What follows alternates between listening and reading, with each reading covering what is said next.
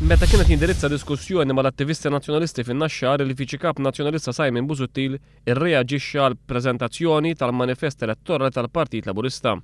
Skont Simon Busuttil, dan il-manifest jikkopja l-idejat tiegħu. U jekk tarawh, issibu illi dawn daħlu l-idejat illi ktibt jien, ġifieri kif qal Elik fil-bidu, dawn huma idejat ikkopjati. Fin-Naxxar Simon Busuttil iddikjara illi meta wieħed jinqabad jikkopja għandu jirriżenja. Meta xi ħadd jinqabad jikkopja, ikollu jirriżenja. Tistennewx lil kap tal-oppożizzjoni illi jirriżenja għaliex ikkopja il-programm elettorali tagħna. Din id-dikjarazzjoni tistona ħafna li f'din l-aħħar leġislatura sar magħruf li l-wib tal-Grupp Parlamentari Nazzjonalista David Aġus inqabad 3 darbit jikkopja fl-eżamijiet universitarji, inkluż meta kien diġà membru parlamentari.